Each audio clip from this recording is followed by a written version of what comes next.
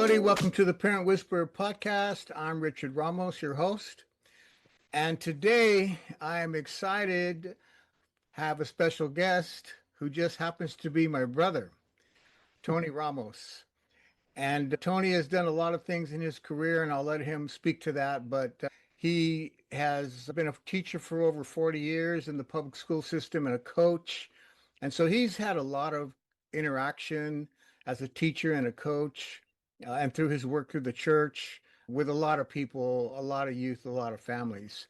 So I was really happy when he told me that he wanted to go through the certification training to become a parent on a mission mentor.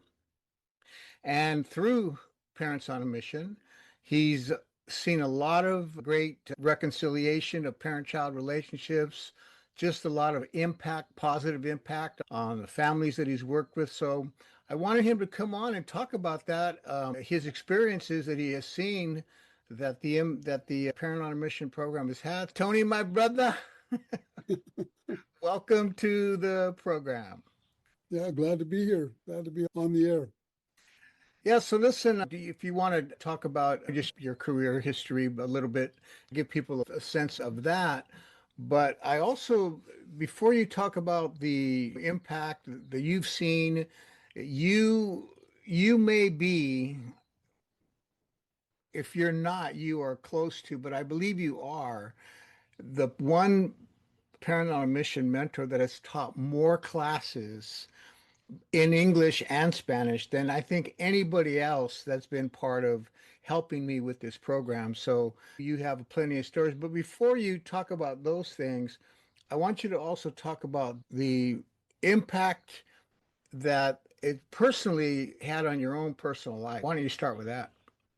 Yeah, that's probably to me, is probably the most important thing, not only for me, but for any mentor, is that the impact that the program and the principles make on your life has a great influence on what kind of impact it has on everybody else.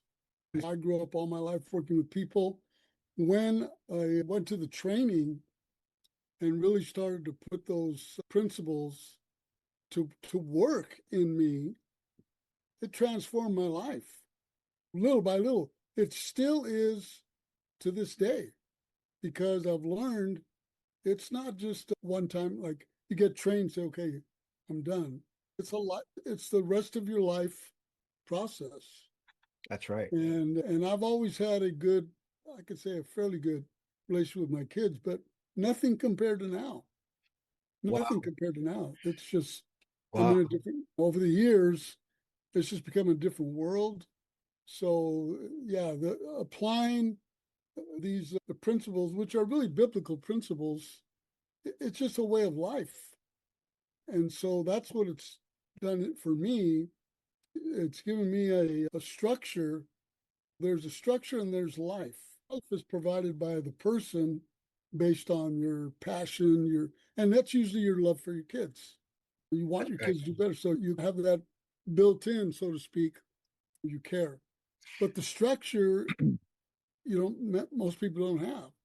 That's right. So, and you That's need both. So some people have a lot of passion, but they don't have any structure.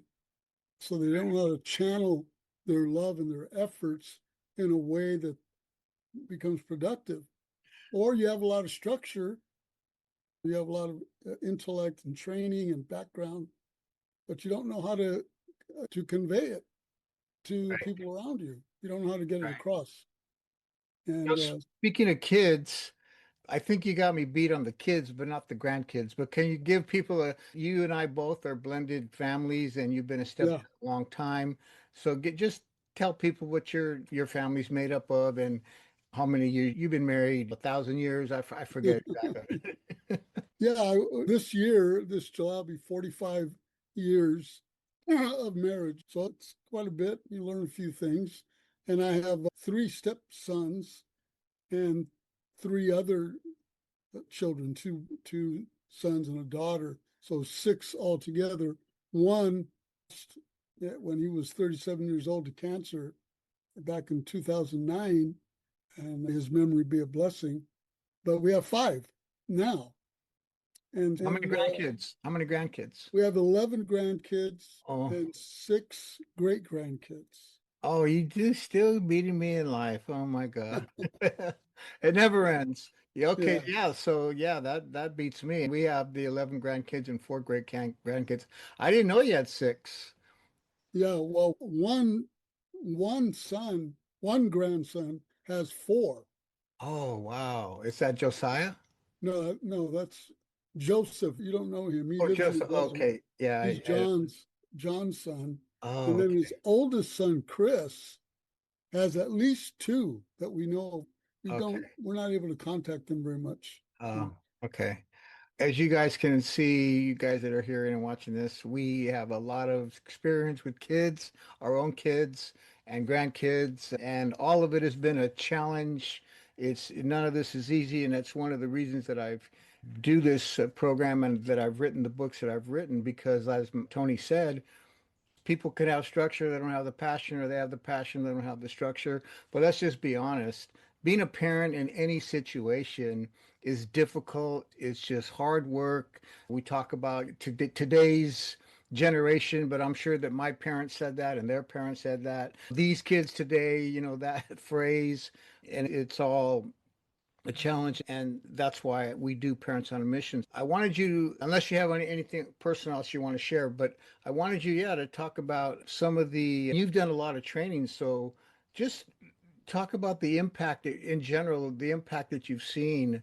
When did you get trained? When, I forget when that was. I got trained, I think it was either 2015 or 16, Okay, so one of those times, and started the program in the high school that same year. And then after that, I did it every semester, at least once, twice, and sometimes 3 times. Sometimes I taught it 3 days a week. Sometimes I taught it at another high school. I did that one time where I taught 2 days in one high school, one day in another to get that school started. So yeah, like you said, I probably taught, I don't know, 50 classes, maybe more. I think, Yeah, yeah, because I did it for a number of years and both semesters. and that's every one of those classes was what, 10 weeks? 9 weeks. Well, 9 weeks. we started off with 6 in the very beginning because that's what the training went 6. I like to talk a lot, so I said, you know what? I told my principal, I need another day, another week. So I always had to petition for that. And then, okay, we'll give you one more week. And then I got to 7. And then I said, you know what? I need another week, 8. And then we finally got to 9. So that's the last time I did it in a school district, we go for 9 weeks. Wow. Wow. Yeah. And the parents were faithful. They pretty much would come. The first time I taught it at Santa Maria High School, because I worked at Pioneer High School, but they wanted to get the program started. The principal asked me to do a class. So the class I did there in Spanish, one of the workers who was a teacher's aide there who knew the teachers and had been a part of a lot of different programs there. She said, "This is the first class that we've ever had," and it was like only 11 parents, where every parent came to every class. I think I might have had one parent miss once, Wow. but she was just blown away that they came to every class and they loved it. And it wasn't. I was going to say it's not because of me. The teacher has a lot to do with it, but Sure. it's the material. Because you could be a great instructor, but if you don't have anything to instruct, but when you have content that they can understand and make real for themselves. Yeah. Not something that's way over their head. Well, I don't get this, but something they can apply directly and they get it. That's what the class is for, to explain, and they can see, oh, so I can do this Yeah. if I choose to, because it's all about working on myself. Yeah, I think that's one of the main feedbacks that I've gotten over and over. And I've been doing this since believe it or not, I started teaching Parents on a Mission just by myself in 1996. And then it grew and grew. And then I started reproducing leaders like yourself so that I could reach more people through people like you in the prisons, in the jails, in the school districts, in the churches, in the nonprofit organizations. I started doing that training, the train the trainer, in 2007. So I've heard so many, I have so many stories and so many letters and things, but the one constant I've heard over and over again is exactly what you said. The parents just said, wow, this is relatable. I get it. It's real to my life and it's doable. Because I think that parents should come in thinking that you're going to show them what to do with their children. And so that right there is a challenge already, because whatever their situation is, it's a challenge, especially in high school. They have teenagers.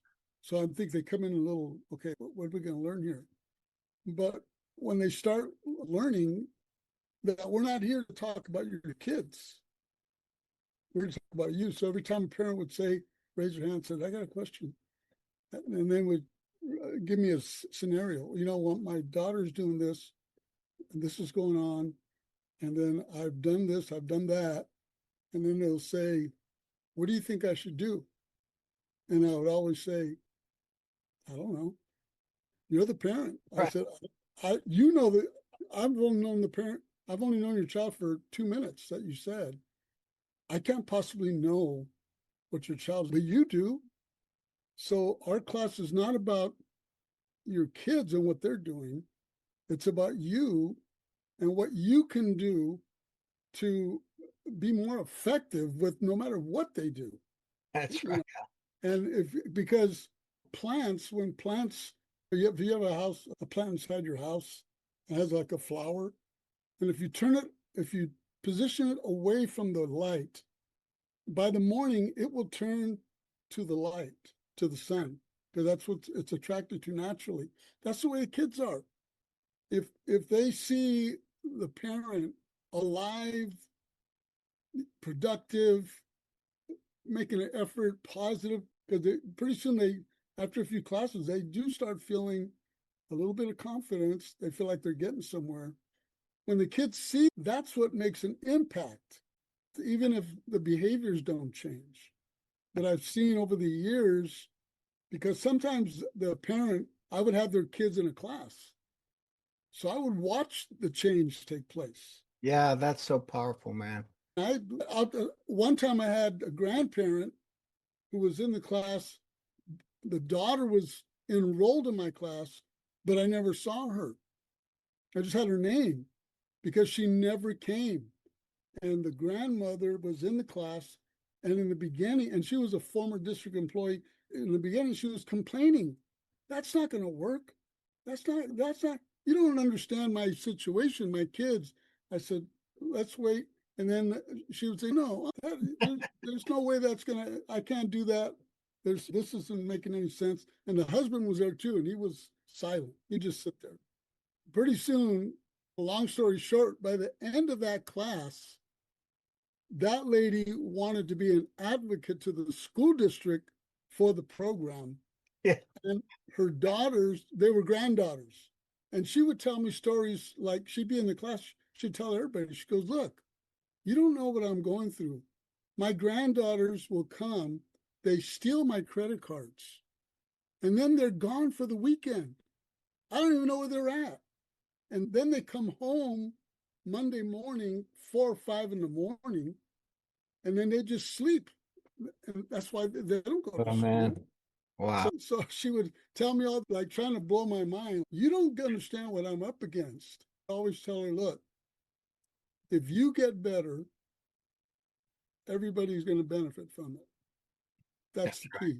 I don't think so. But by the end, she loved the program so much. And her granddaughter started coming to class every single day.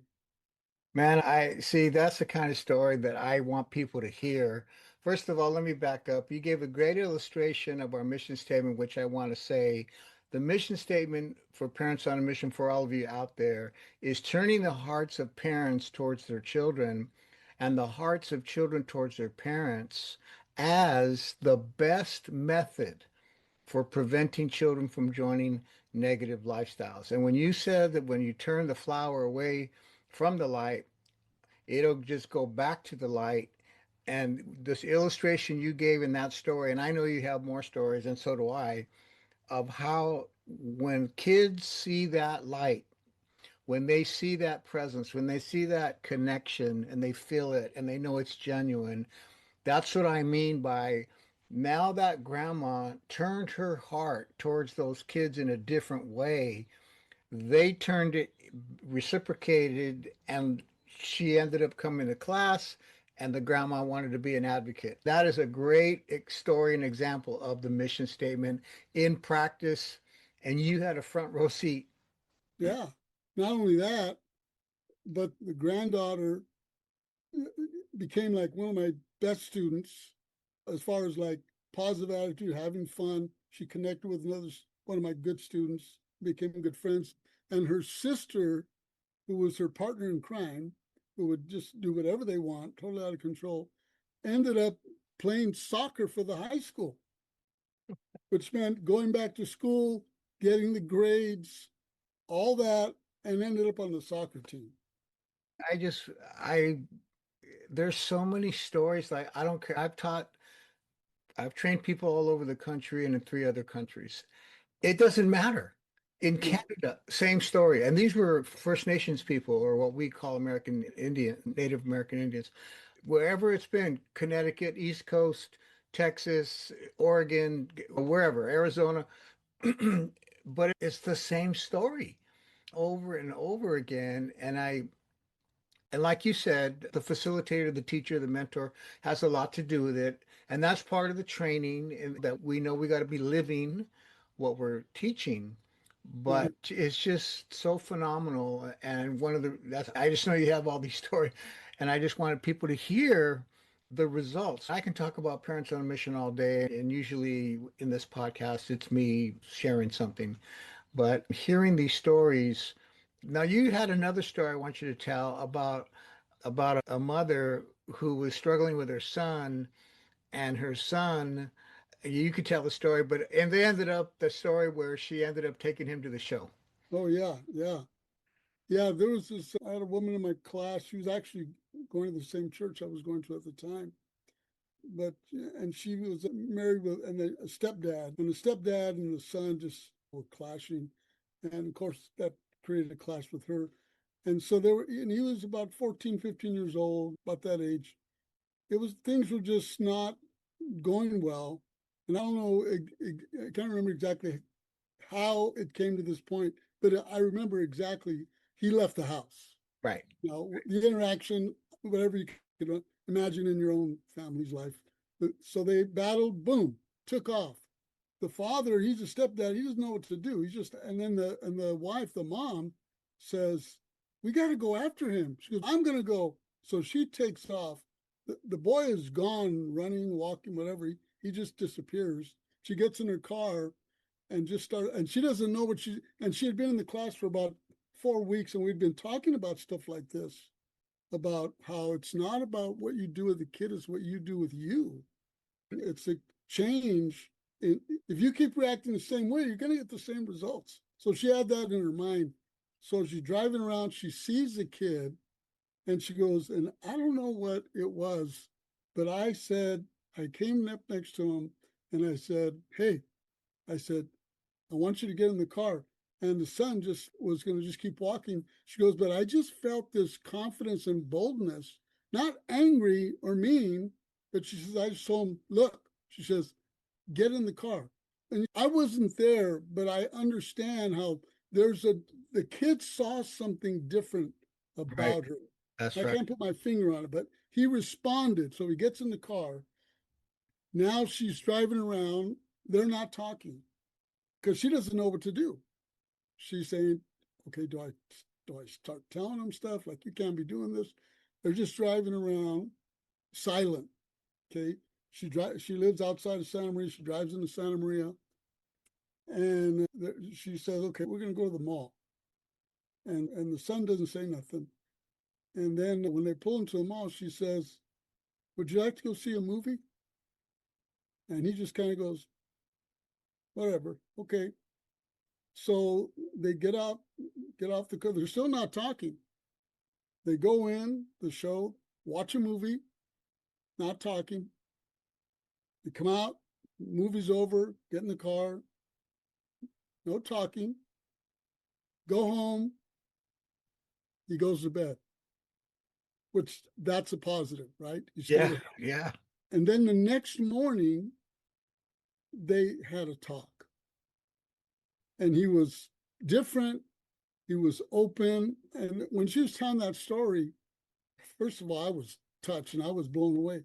But I would always, whenever I would tell that story, I would say, "Now look, I can't tell you that's what you should do. But Right. the answer is, if you're having problems with your kid, take them to go see a movie and everything will be fine." So, I wish that was true. because that's what parents are looking for. They're saying, Right. "What did you do?" I said, "It's not about what she did, it's about who she is." Correct. Her life is being little by little, she's growing, she's thinking a little differently, she's understanding that what she has been doing hasn't been effective. And so she didn't plan it out. She just kind of shot from the hip. But she kept quiet, says, I know he doesn't feel like talking, so I'm not going to say anything. And the next day they talk and everything is good. Wow. Not perfect, but Of cooperative. course. It's all Cooperative, goes to school, life returns, and things got better from that point on. Yeah, all this stuff is a process. And by the way, for those of you that might be listening or watching for the first time, I'm in Santa Barbara, California. My brother lives in Santa Maria, which is about an hour north from here in California. And also, I wanted to, this is one of the principles. What makes the difference? I share all the time with parents. Most parenting classes teach parents how to deal with their children or how to fix their kids, as Tony's been explaining. But parents on a mission, we're teaching parents how to fix ourselves, to work on ourselves, that it is our leadership, leading ourselves. It's our learning to respond and not react. It's all working on us. And that is the key. And one more thing I like to share with people is parents on a mission is not focused like most communities are on the rebellious behavior of children. We're focused on the problems that create rebellious children, not the problems that rebellious children create, but what are the problems that create rebellious children? And unfortunately, a lot of times it's what's going on in the home. And that is not mom and dad to shame you, but what that is to name you as the number one asset in the community, that you are the most important person in the community. And we encourage you not to abdicate your role of authority mixed with love in the life of your child. That is the most powerful thing. And the more homes we can get to follow these principles, we're going to see, and we continue to see, the kind of transformation that Tony's been talking about. Let me ask you this, Tony, what would you say, thinking about the whole curriculum, what would you say are some of the one or two or three principles that you feel really stand out, that you've seen people really latch onto and implement in their parenting? I think the number one thing for me, and it goes a lot deeper than just saying this, but is that when you start talking about you got to work on yourself. And what I mean by that is that, and some parents aren't ready to hear it. I don't usually say this in the beginning of the class, but we get to the point where we're comfortable with one another. They're getting the idea that, you know what, it's all about me working on myself. And I get to the point where I tell them, you have to accept that you are the problem, not your kid. And then they look at me, what? No, I'm a good parent. I have a job. I said, no, I'm not saying you're a problem parent. Yeah. What I'm saying is you're the problem. You have to start thinking that way. I said, because if you understand you're the problem, that puts you in control, because that means you're also the solution. That's right. Or at least you're part of the problem. Yeah, if you're saying my kid is the problem, because that's usually what they say. It's him. He's on drugs. I said, well, then it's out of your control. How are you going to control him? You can't. But if you start looking at yourself and saying, because when they say, man, my kid's doing this, and then another thing I would say that would sometimes be hard for them to receive, but then we talk it through. And I would say, the kid is just a reflection of you. Oh, no, he's not. I'm a good responsible. I said, Mhm. I'm not trying to insult you. I'm just saying, kids, you're the reflection. There's something about you. I can't tell you what it is. You have to work this out. But if you start working on yourself pretty soon, you'll start recognizing things, that you need to work on, and your kids will respond to it. Right. I can't tell you what it is. I'm not saying you're a bad person. I'm not saying you're irresponsible. I'm not saying you don't love your kid. I'm not saying any of that. I'm just saying the kids are a reflection of you. They're Right. saying something to you, but the way they're behaving. But if you're only going to look at them, that's out of your control. But That's if you say, okay, what am I doing or what am I not doing? Because then it's in your court. You can do something about you. So when we go through those steps of looking at self-examination and all that, and especially your thought life, right. I really dig in on that one because, and those kinds of issues, forgiveness. So when you really start drilling in on, man, I want to get better, and then you can really focus. Pretty soon they almost forget about the kids for a minute, and they start thinking about, how their life can get better, how they need to let go of things or start doing things like that. Yeah, they start focusing on themselves. Parents on a Mission is based on the family system's thinking, and that we understand that our children, we are a symptom of our family system. All of us are. You and I are a symptom of our family system as brothers, and then we have three older sisters, and all of us came out of every family has a system. And that's why Murray Bowen says that one of the best ways we can grow on a personal level is to understand our relationships in our family of origin. When you start thinking about your dad, your mom, your stepdad, your stepmom, your stepbrother, your brother, your sister, and the relationships that you had in that system, because you know how it is there when you get around that system, that your mom, your dad, your brothers, you're acting one way, but then when you go to work or you go somewhere else, then maybe you act a different way. But nevertheless, we're all part of a system, and that's why when schools and psychiatrists and psychologists and counselors, when they try to isolate a troubled kid from their family and try to fix the kid, it doesn't work, because that kid is going right back to that dysfunctional system, and we're fighting a losing battle. Yeah, But if yeah. parents will take leadership of that system because they're the leader, things change. It's a parent developing themselves, and that's different for every parent because some are doing it through education, some just through, maybe I need to do a better job at my work, maybe I need to start showing up on time, not take extra lunch. All these things that think that don't matter, they do matter. And one thing about that is that what I also tell parents is this. And by the way, if you're a mentor and you're listening to this, I'm not saying that you should tell parents you're the problem. That's my method. Yeah, That's the way right. I build relationships with people. But that's individual. Same thing with a parent. You say, take your kid to the show and it'll fix everything.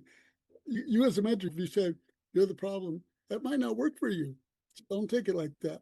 But the other thing about when you're working on yourself is that it even has long distance impact. I have a son who lives in Washington State, and I don't have, he doesn't see me. He doesn't know what I'm doing. He has no idea what my day to day life is. But I have seen ups and downs, but I have still seen what I do with my life is impacting him. That's right. I wish it would have a greater impact, but nevertheless, I have seen an impact That's right. on him that has helped him even when I'm not there. So I let parents know, you might think my son, they're live in other cities. I said, it doesn't matter. These are family dynamics that have a spiritual dimension to them that we really can't explain, but we just know that it's very real. It is very good. Your life, what you do with your life affects your kid, whether they see what's going on with you or not. It makes a difference. Like I tell the parents, obey the speed laws. And I just say that because they can relate to it right away. Stop at the stop sign. And again, I'm not saying that because that's like a magic formula, but it helps them realize right away, oh man, I never thought about that. I said those little things you're doing, whatever it is in your household or on your job, these little adjustments that you recognize, you said, you know what, I got to pay more attention to this. But you're going to find that your sons and daughters are also going to do those same things. They'll Right. start paying better attention to what they're doing, what they're thinking. That's And right. this is part of the blessing of being a parent.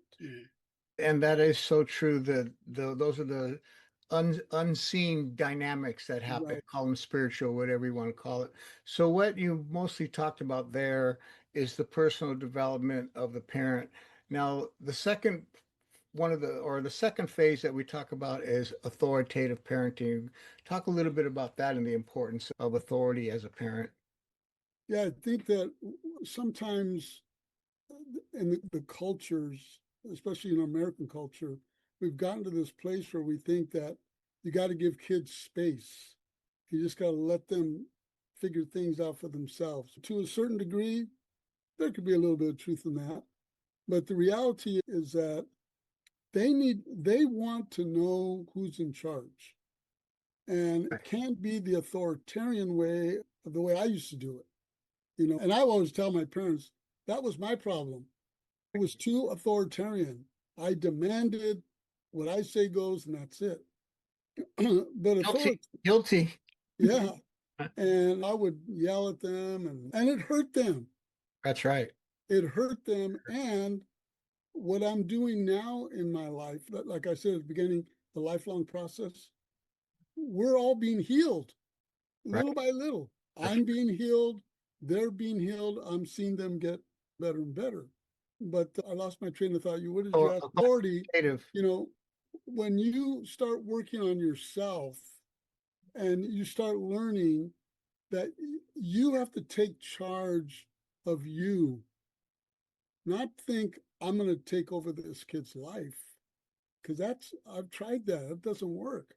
But at the same time, when you start taking charge of you and building yourself up, and you start realizing that I have to lead the way in this house, see, and sometimes authority means that you are going to be the first one to do certain things, like reconcile a battle that took place, an argument. Authority doesn't mean, hey, you messed up, you need to come and apologize to me. I've done that. I've Yep. done that. It's ugly because it just doesn't work. But authority a lot of times is realizing I'm in charge, I'm the leader. I'm going to I am not going to allow this tension to exist in my home. I'm going to go to my son, my daughter, I'm going to talk to them, and I'm going to tell them I made a mistake, I did wrong, and I want to apologize for that. And there's strength in that. There is strength in that.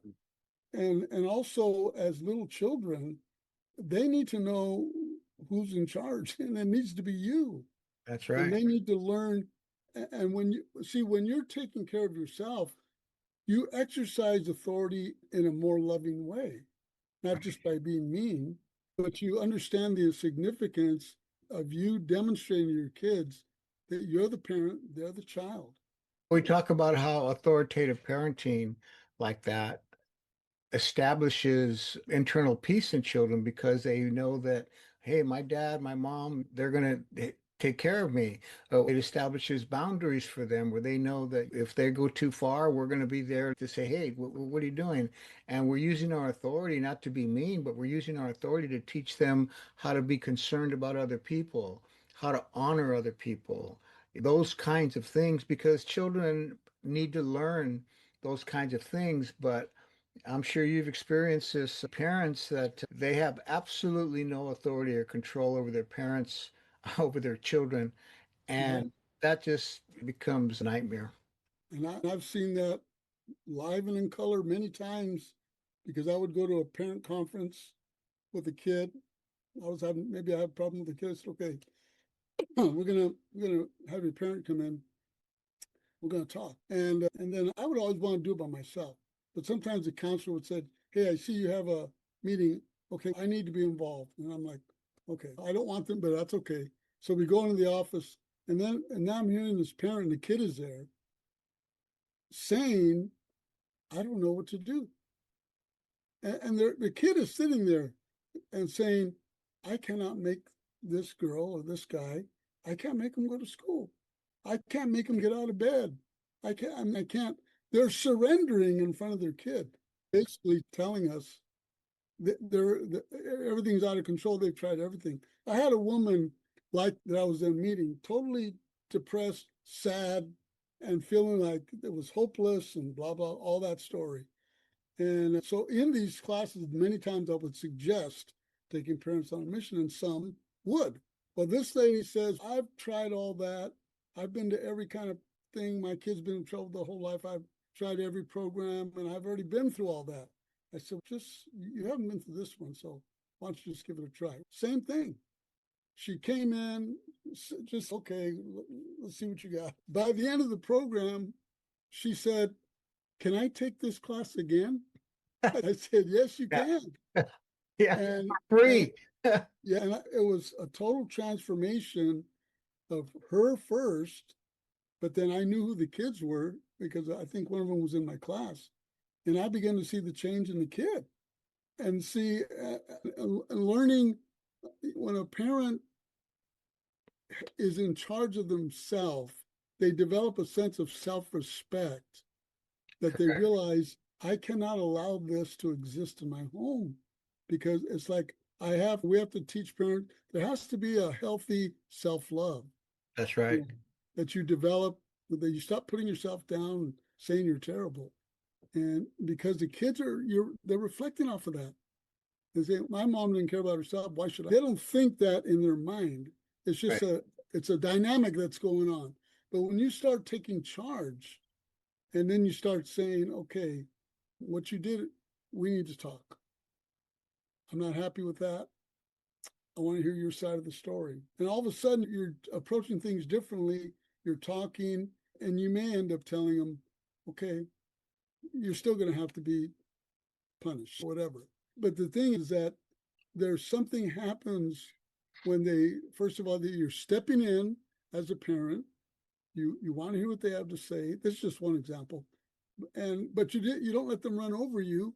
And the kids don't like it always at first, but if you're consistent, then they learn to respect that. And there's a different type of authority you're establishing there, more based on love and respect than who's the boss. Yeah, no, kids have an innate, I have, as you probably remember, I don't have it in front of me, a quote that I use from a psychologist that said runaway youth, they end up hating their parents because they have an innate desire for their parents to save them from themselves. Yes, Because their parents don't take authority, they end up resenting their mom and dad, and they have love for the ones that showed the discipline and the correction and the shaping of character, even though at the time we don't like it.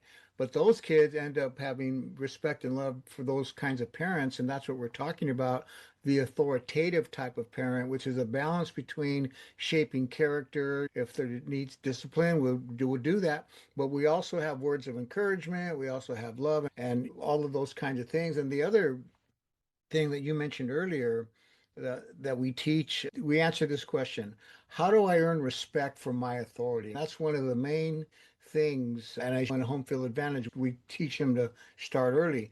But even with older kids, one of the main principles, and it works, of earning respect for your authority is simply admitting when you are wrong and apologizing.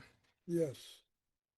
And Yeah, people think I that's weak. Oh, that I can't do that. I'm the dad. I can't admit to my children, that I'm wrong. Yes, you can. And if you do, you're going to earn a lot of respect when you are sincere and genuine about apologies like that. Yeah, and see, that's one thing I learned in Parents on a Mission when I got the training. And when I would teach a class, I said, look, I'm teaching myself. We're learning this together. I don't have this all down. I'm not an expert, but I am a teacher and I have a job to do. But this applies to you and to me. And when I took those steps at different times of apologizing to my children, when I read my brother's own testimony about his experience, it brought some healing to me and to my kids. So my son John, my oldest one, he's been institutionalized most of his life since he was a teenager, in and out of jail, in and out of prison. Hardly ever would see him. But years ago, not too long, probably about 3 or 4 years ago, he's living in Washington State. He was out of prison, living wherever, doing things, trying to make it. And I talked to him on the phone, and I said, "Hey, John, you know what? I got to share something with you." And I said, "I just want to tell you that when you were younger, I know that I was way too hard on you when it came to discipline. I disciplined you too hard. I think I needed to discipline you, but I overdid it. And I know that it hurt you, not just physically. It wasn't a beating or anything, it was spankings. But I said, I know I hurt your heart. And I just want to tell you that I'm sorry for that. And I want to ask you to forgive me." And then it got quiet. And when I'm saying it, Who am I talking to? yeah, when I'm saying it, I'm feeling the way I feel right now. I can feel like a lump in my throat. And I'm telling him this, he's on the other end. And then he just says this. He says, "You know what, Dad? I needed to hear that." That was all he said. But Wow. it did something for him Yes. and for me, Yep. even though he's way far away. And I wish he were closer so I could have more contact. But the thing is, that willingness to humble yourself and admit, it does wonders. Even we're talking about my son he's 50, he's 54 years old right now. So this was 4 or 5 years ago. He was like 48, 49, 50 years old. It's Right. never too late. Never, oh It's no, it's never too late. never too late. Never too late. And I've had to apologize more than I want to admit. And living these principles, especially as a step parent and building a blended family, which is one of the greatest challenges of my life, is having to blend families. And so I've made a lot of mistakes. And so if you're out there, you're listening, you're a stepmom or a single mom or a stepdad or blending families, listen, we're with you. We've been through it. It's not easy. So don't beat yourself up and don't put yourself down and don't give up either. These things can be reconciled. And that is also one of the things we talk about in Parents on a Mission is the power of reconciliation. Yeah. Yeah. And forgiveness. Another thing that really helps parents is when they do little group sessions. Right. Because I found that when you deal with issues, say forgiveness or looking at what negative things have impacted your life, think about it, write it down, go talk with someone. Those moments, I've had so many positive comments that parents. I was in a class one time where my son Jonathan was there. He's one of the youngest of the three stepsons. I think he's 50 now. But anyway, he was there in the class, just visiting. He was visiting from out of town. He was there. And so I paired him up with a guy who was hard nosed. He wasn't talking. He was all silent, tattooed, all just a gang member and all that. He's there. He's just sitting there. He doesn't say a word. So I pair him up. I said, okay, Jonathan, you go with him. You guys go together. And we were in the church. So I said, spread them out. Okay, go over here, go over there, go talk. When they came back, I said, okay, who wants to share? What was that like? What did you guys experience? He was the first one to raise his hand. Blew me away. And he says, you know what? That really helped me because I didn't think there was anybody like me going Oh, through wow. what I'm going through, feeling the way I feel. Because Jonathan's been through that too with me, the Right. battle, the bitterness of the stepdad. He's my stepson, and all the being on the streets, being on drugs, being in jail, being in prison. He's been, and now he lives here in Santa Right. Maria, and he Right. loves me. He's glad Yeah. to be here. But we've been through some tough times. But when he went and talked to that guy, the guy couldn't believe that, wow, there's someone else out there that feels the way I feel or been through what I've been through. And it just helps them so much to feel that they're not alone. That's You know? right. Yeah. Yeah, no, that happens. Those little breakout sessions that we do really, I sometimes have to stop people. Just come back now. We gotta finish the class because they love being able to share. And that comes, those kind of breakout sessions come a little 3 or 4 weeks, whatever. Right. Further People down the teach. road. You've been there a little while. You've built a little rapport with each other, and you've done some little icebreakers, and you've gotten to know each other. And so this is the process that we want. Remember that information without emotion, there's no transformation. And so if I tell people this all the time, or especially those that I'm training, like if all you want to do is give people information, that's why I don't use a PowerPoint. But if you're going to use a PowerPoint, all you want to do is give them information, and you don't care whether they believe it or like it or know it or it changes their life, no problem. You're giving them information. But Parents on a Mission is about transformation. And Right. so we trans information must be connected with emotion, and that brings the transformation. And so the classes, for those of you that have never taken them and you might be listening to this for the first time, that's the way they're structured. We're not, as Tony already said, we're not experts. We've got it all together. But what we have is experience, and we've seen change in our lives, and we're facilitating a process where people begin to trust each other, they begin to be transparent and vulnerable, and that's the magic. That's when things happen. And then they go home and the kids see something different. And so those breakout sessions and those exercises that we do, that's the purpose of it, is to cause people like this young man that Tony mentioned who was opening up his heart because somebody was listening who understood and had a similar experience. Yeah, one of the things that I also try to help parents understand, there's a scripture in the Bible that says that God is going to make you his signet ring. Most people don't know what that is, but a signet ring is something in the movies where they would drip some wax on a document and then stamp it with the official seal of the king or whatever, so that when they took the document, they would know, oh, this is for real.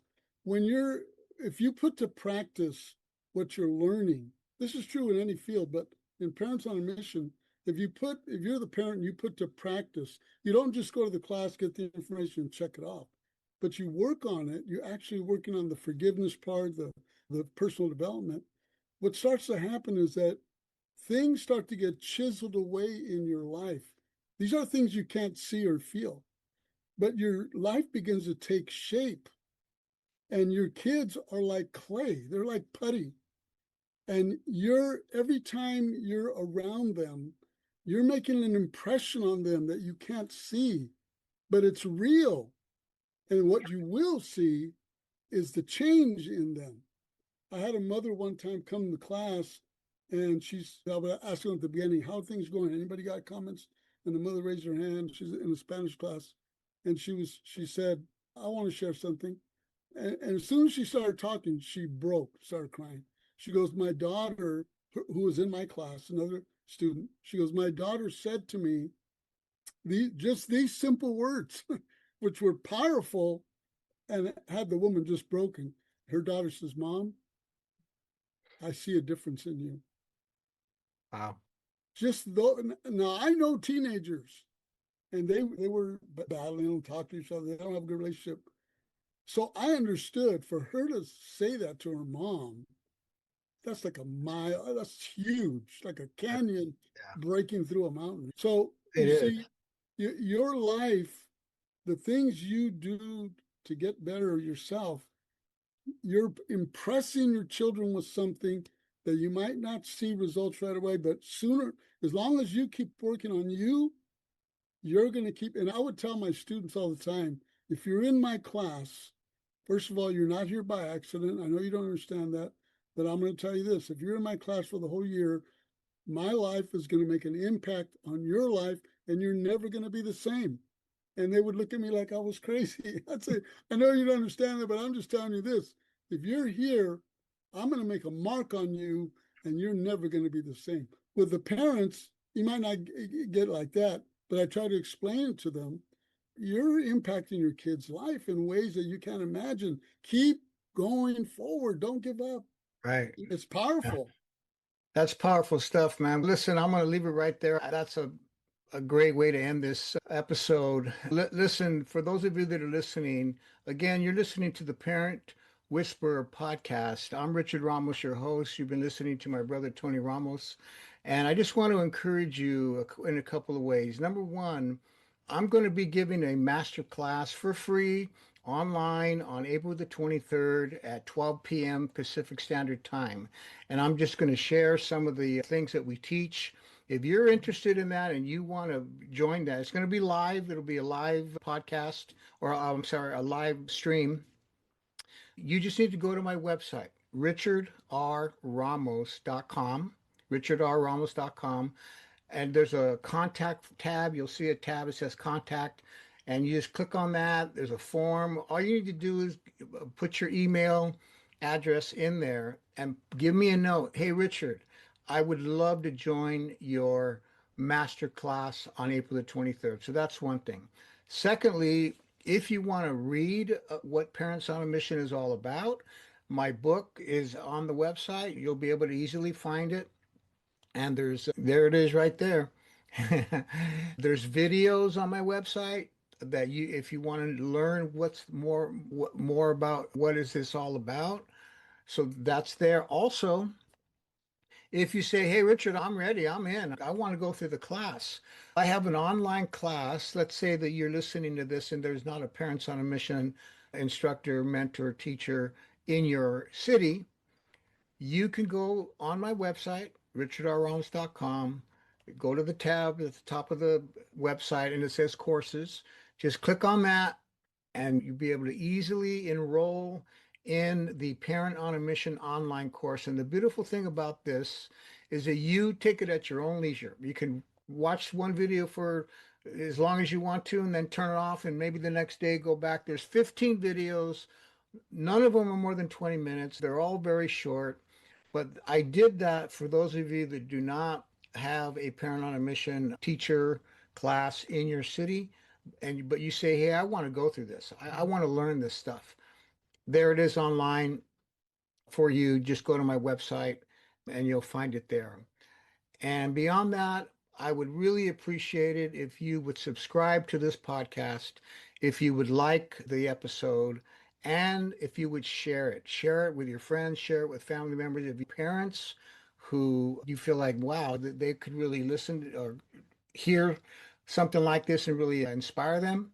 Share it with them because that's how I can reach more people, and that's the goal, is to reach as many parents, step parents, single parents, blended families as we can. There's a lot going on in the world today. There's a lot about this whole artificial intelligence, which I've talked about on my podcast, about the digital age that we're living in, and so many things that are going on. And that's why, mom and dad, you are the most important asset in the life of your children. And in my opinion, you are the most important person in the community. So let me end with this, as I always do. Remember, mom and dad, Parents on a Mission is not for bad parents, it's for good parents who want to get better. See you next time.